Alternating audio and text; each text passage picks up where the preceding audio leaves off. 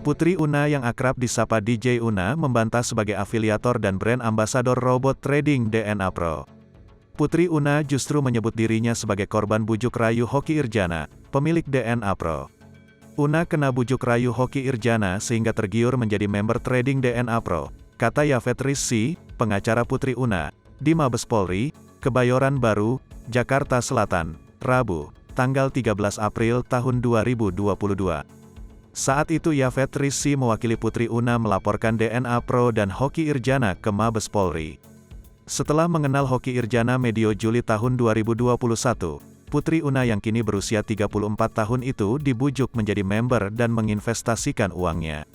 Una dijanjikan banyak hal, satu diantaranya diberikan mobil jika melakukan investasi dan mengajak orang investasi di DNA Pro, ucap Yafet Rizky. Bukan cuma mobil, Una juga dijanjikan keuntungan menggiurkan, lanjutnya.